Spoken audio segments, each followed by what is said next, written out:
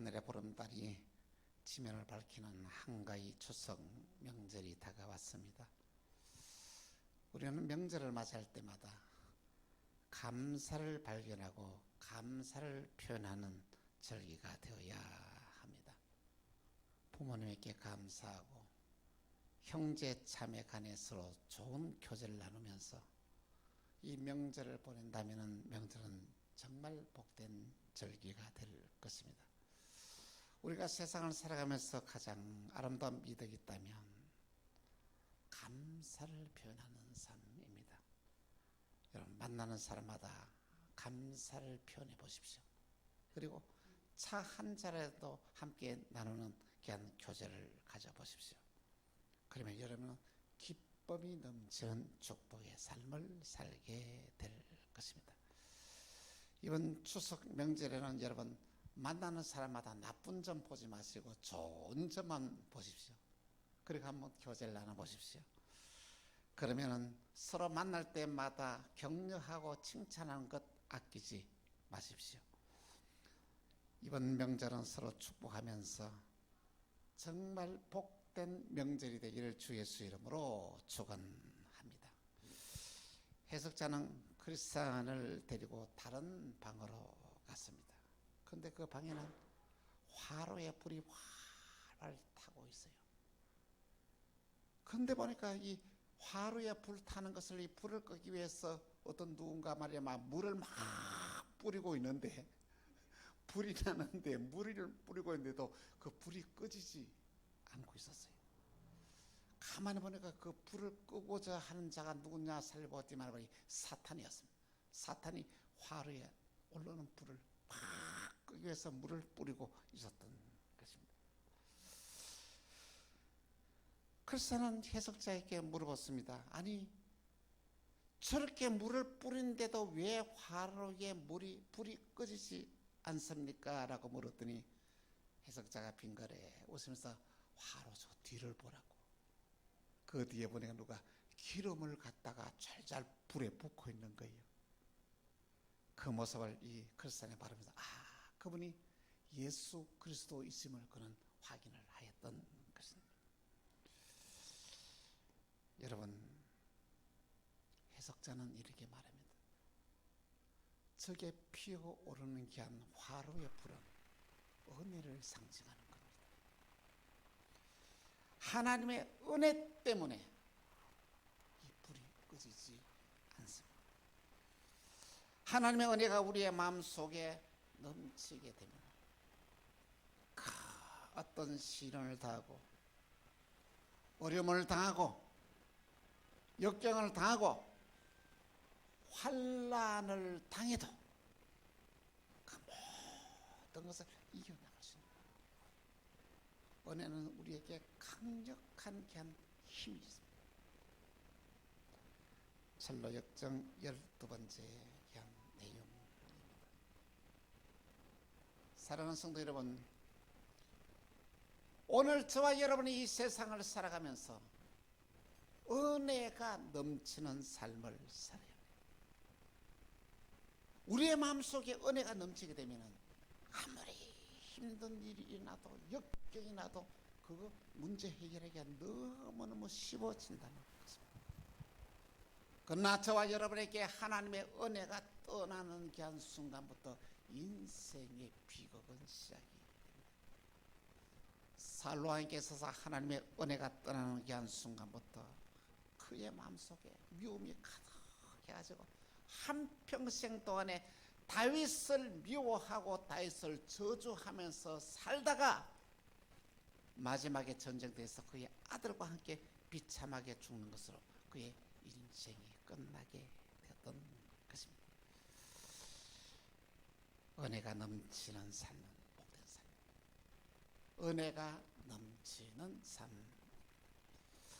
우리는 우리 주위에서 사람들부터 은혜를 받았다는 말을 우리는 종종 듣습니다. 목회자인 저도 어떤 때는 교인들로부터 은혜를 받았습니다 말한 말을 이렇게 종종 듣습니다.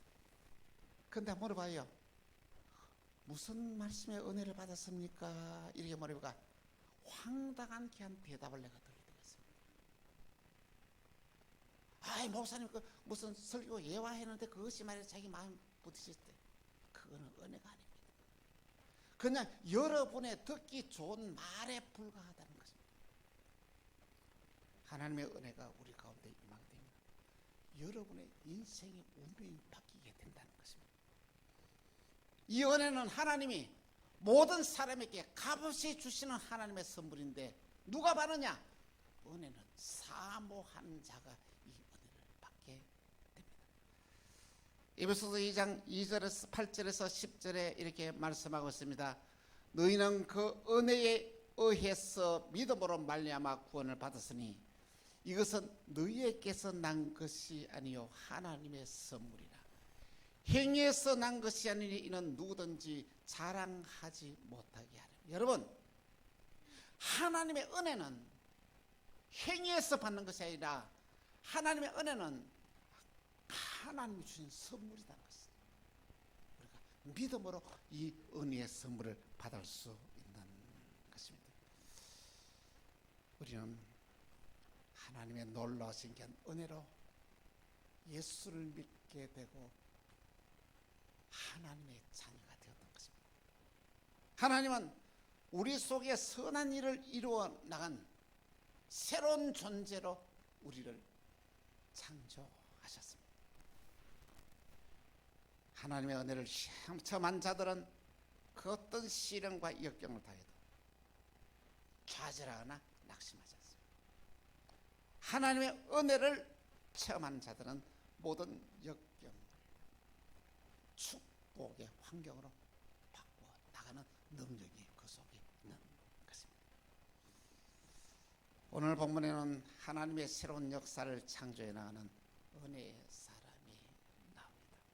바로 그가 이 룻입니다.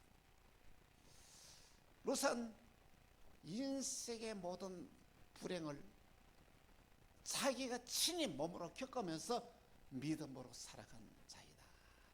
여러분, 여러분의 삶이 얼마나 힘든 일이 많습니까? 어려운 일이 많습니까? 근데 룻은 오늘 저와 여러분이 당하는 시련과 어려움보다는 더 어려운 시련과 역경을 겪으면서 믿음으로 승리하는 삶을 살았다는 말입니다. 사사시대에 베들레헴에서 믿음으로 살아가는 한 유력한 가정이 있습니다. 그 가정이 엘리멜렉의 가정이었습니다. 그는 나오미와 결혼을 하여서 행복한 삶을 살았습니다. 그리고는 그에게는 말룡과 기론이라는 두 아들을 선물로 받은 것입니다. 참으로 행복한 가정이었습니다. 엘리멜렉은 하나님이 나의 왕이다라는 뜻이 있습니다. 하나님을 왕으로 모시고 정말 행복한 삶을 살았던 것입니다. 그런데 이 가정에 큰 흉년이 찾아왔어요. 이 흉년은 엘리멜렉의 가정만 찾아온 것이 아닙니다.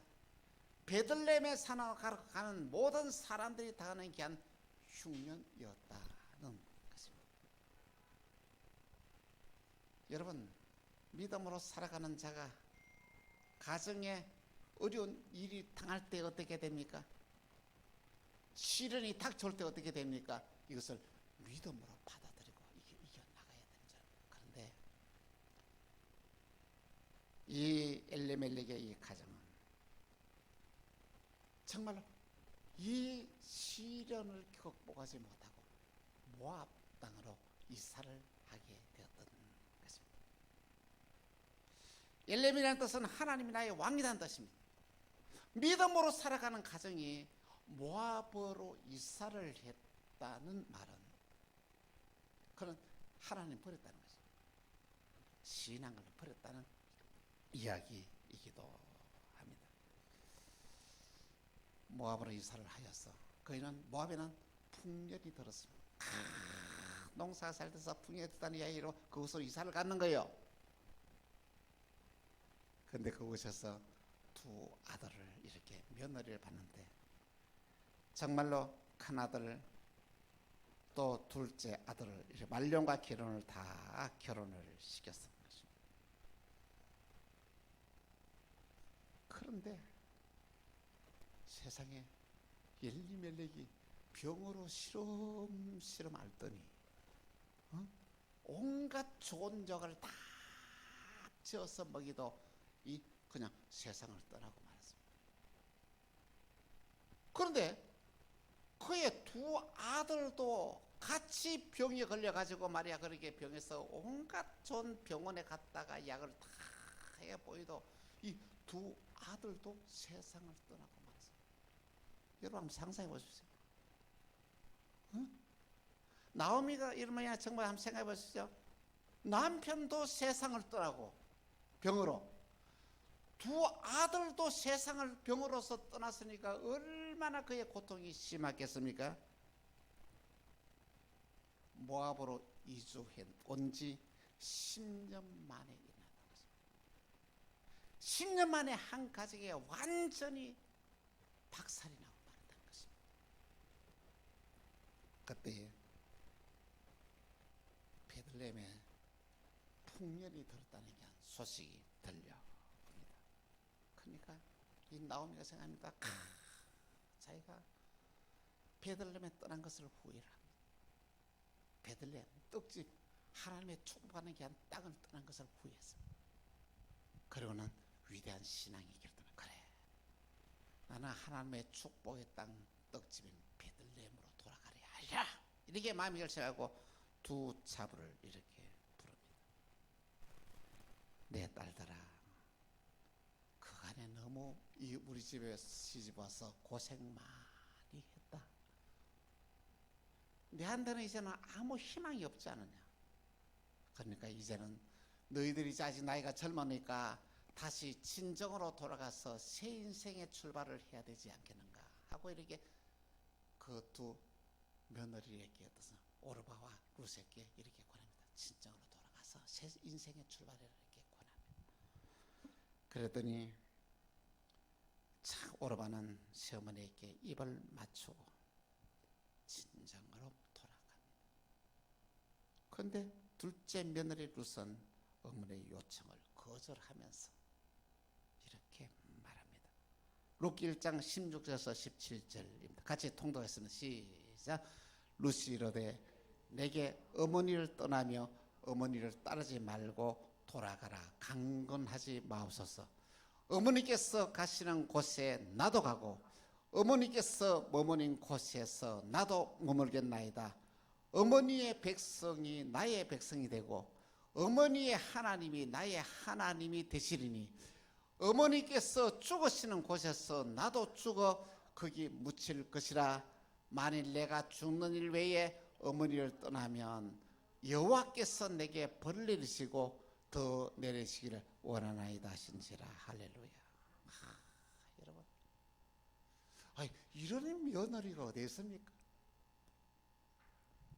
룻은 결단합니다.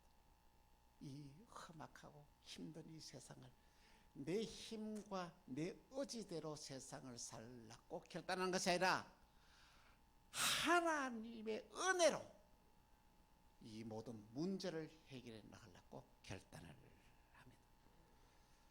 룻은 시어머니와 함께 운명을 같이 하기로 결단합니다. 세상의 방법을 선택하지 않고 하나님의 은혜를 선택한 이 룻의 운명을 하나님께서는 축복의 사람으로 바꿔 나갑니다. 첫 번째 은혜의 사람은 자신의 삶의 환경을 불평하거나 원망하지 않습니다. 여러분, 코로나 시대에 여러분의 삶이 얼마나 힘든 일이 많습니까? 장사는 되지 않고, 은행의 빚은 점점 올라가고 있고, 직장 생활에도 위협을 느끼는 삶이 오늘 우리 모두의 삶이 아닙니까? 정말 이 시대에서 이 되어지는 게 한 상황을 바라보면 우리에게는 어떤 희망도 꿈도 우리에게는 없습니다.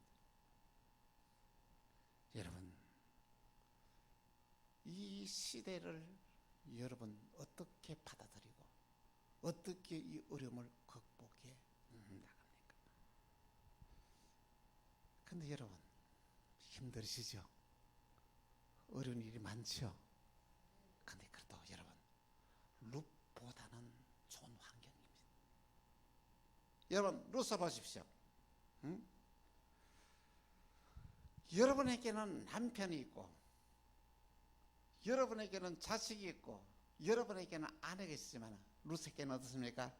남편도 떠나버리고 있고 자식도 없고 가진 재산은 다 알거지가 되어버리고 여러분은 주무실 방도 있지 않습니까? 여러분 어떻습니까? 내일 먹을 양식 걱정하는 사람이 있습니까? 내일 먹을 양식은 있지 않습니까? 근데 룻은 아무것도 없었습니다.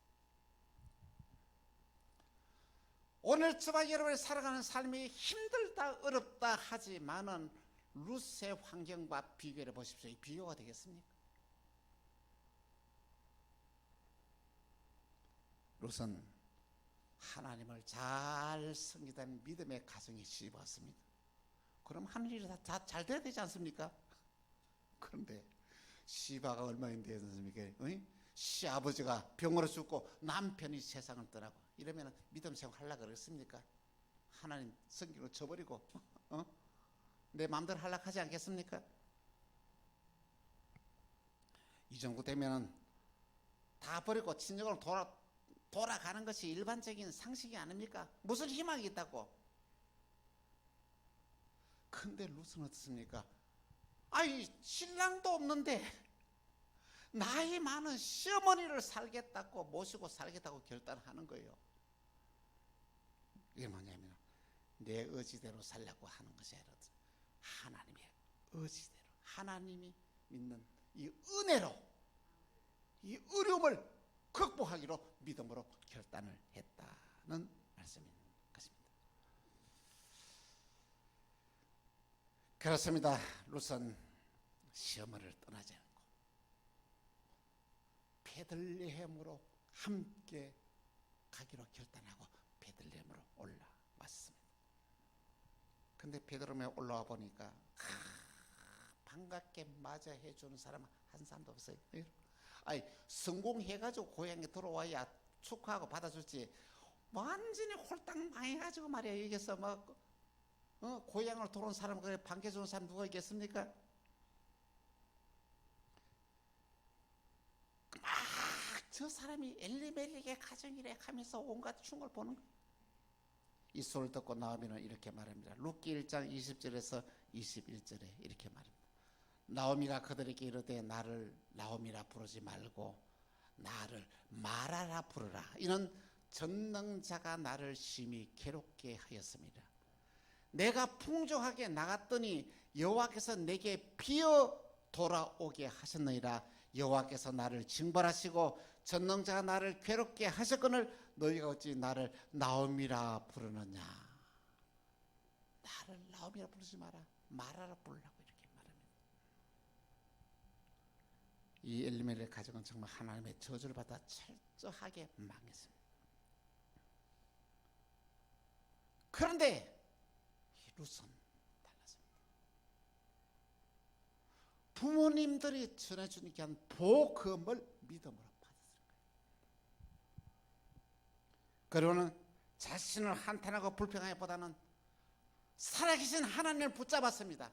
하나님께서 내 앞길을 열어주실 확실히 믿었습니다.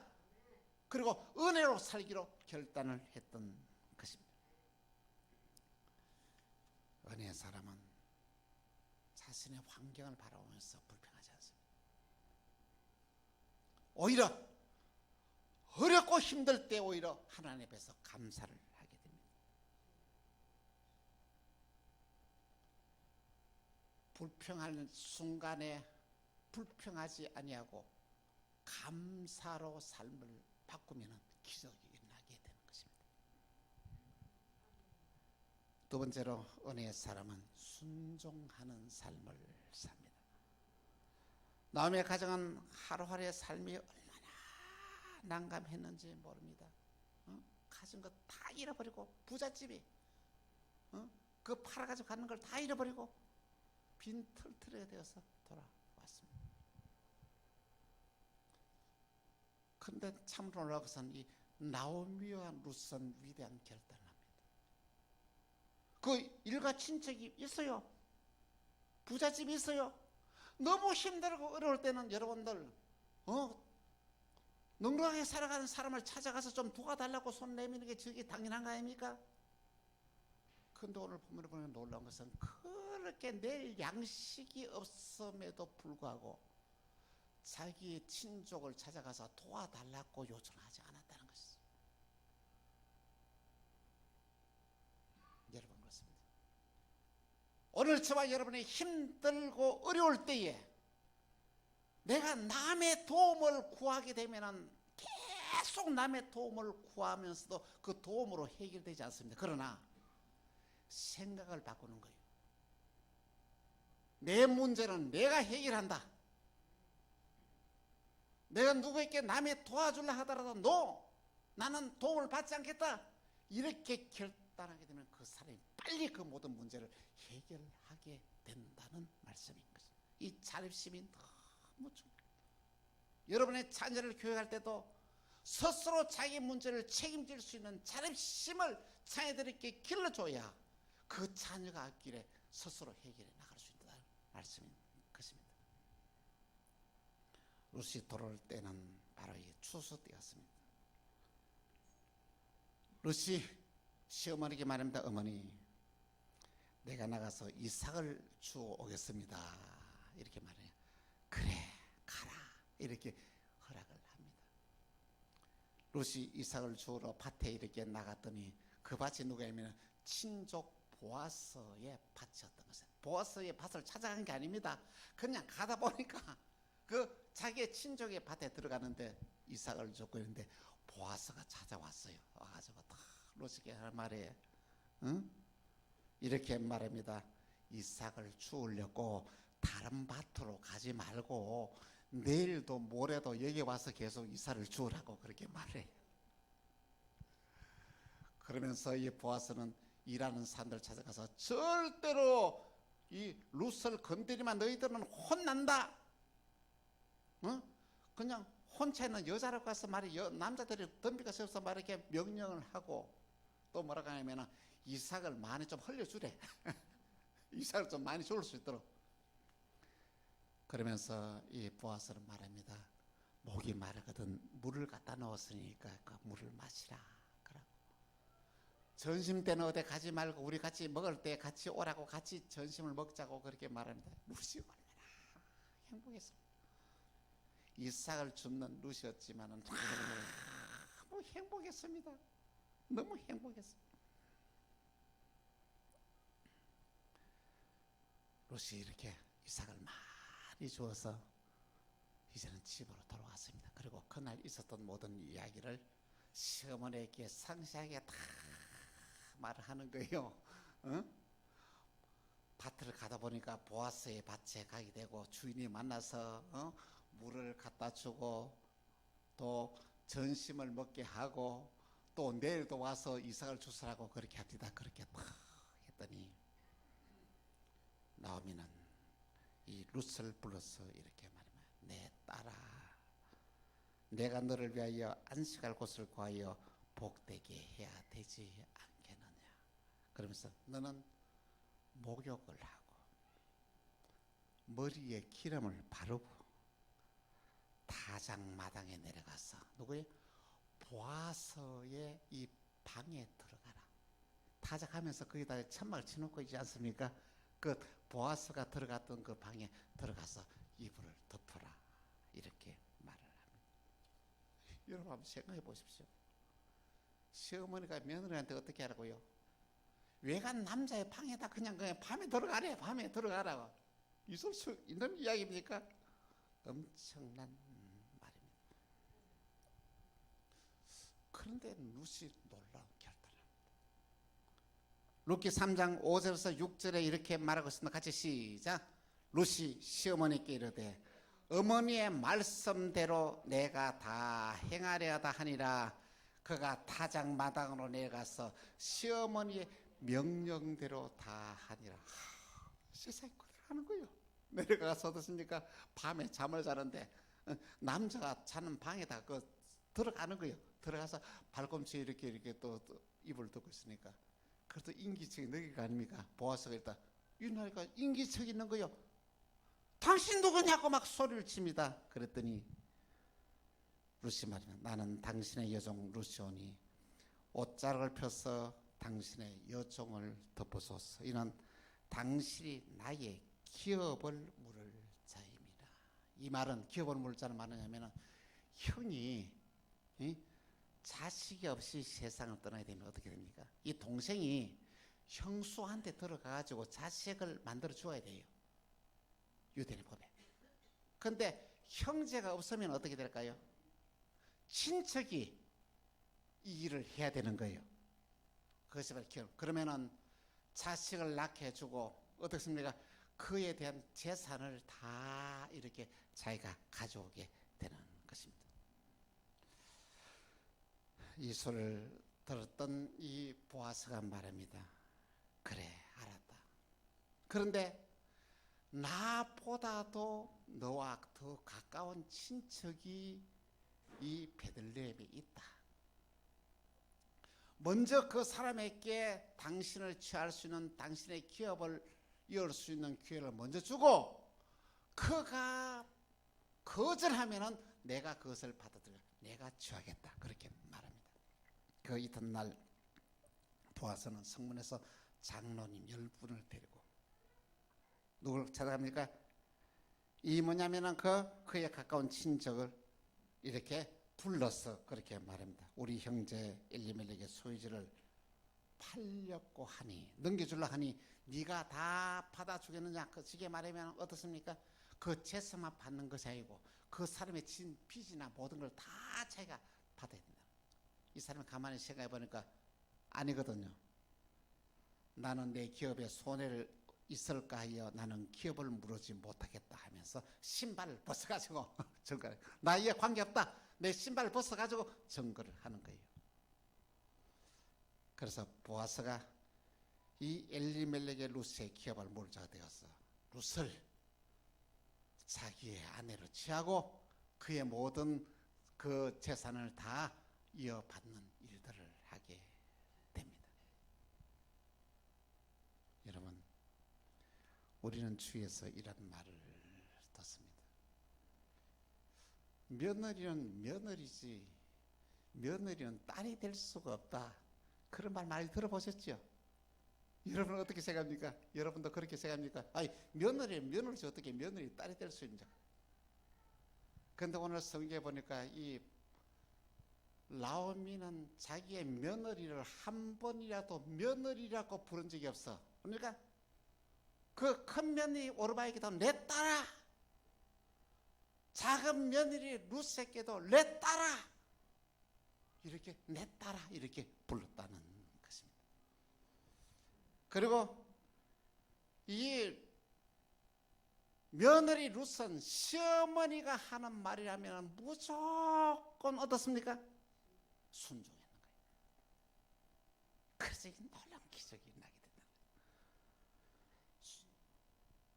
은혜의 사람은 따지고 그렇게 한 삶을 살아가는 게 아니라 순종하는 삶을 살아갑니다. 오늘 저와 여러분의 삶에서 순종하는 삶을 살 때 놀라운 기적의 역사가 일어나게 되는 것입니다. 세 번째로 은혜의 사람은 축복의 주인공이 됩니다. 룻은 보아스와 결혼하게 됩니다.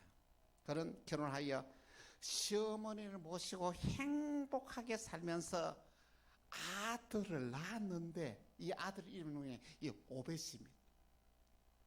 이 오벳이 누군지 아십니까? 다윗 왕의 할아버지예요. 이방 여인 룻이 왕의 할머니가 되고 예수님의 족보에 올라오는 이 놀라운 역사가 일어났습니다. 이것이 바로 뭡니까? 이것이 바로 은혜입니다. 은혜는 우리의 삶을 상상을 초월하는 환경으로 바꾸는, 은혜는 죄인된 우리가 모든 죄를 용서받고 하나님의 자녀가 된 것이 이 은혜입니다. 마귀인 자녀인 우리가 하나님의 자녀 된 것은 은혜가 아닙니까?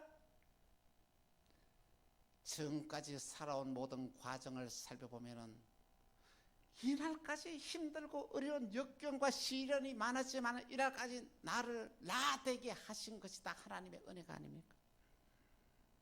은혜는 우리가 꼭 붙잡아야 할 하나님의 선물입니다. 사랑하는 성도 여러분, 오늘 이 시대 우리에게 꼭 필요한 것이 있다면 하나님의 은혜입니다. 여러분, 하나님의 은혜를 붙잡아야 됩니다.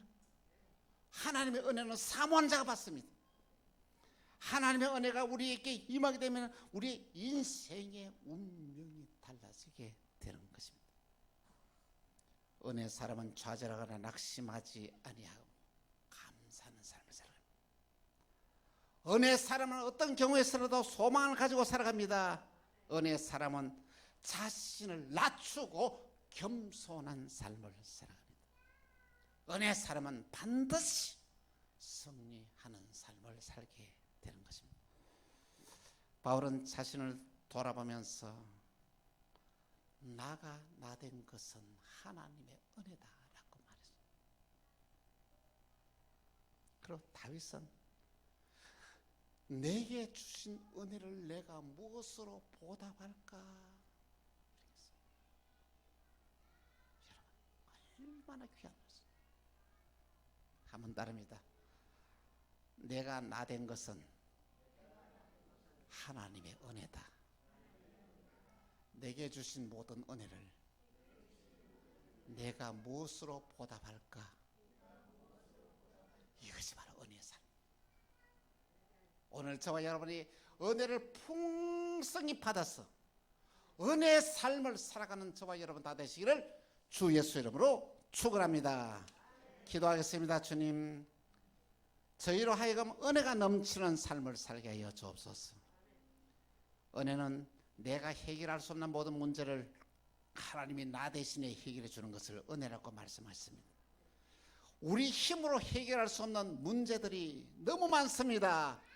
하나님의 은혜가 우리에게 임하여서 내 힘으로 해결할 수 없는 모든 문제를 하나님의 은혜로 해결해 주옵소서. 우리 대신 모든 문제를 풀어주고 길을 열어 주옵소서. 우리에게 필요를 채워 주옵소서. 하나님의 크신 은혜에 충만케 하여 주옵소서. 주 예수 그리스도 이름으로 기도합니다. 아멘.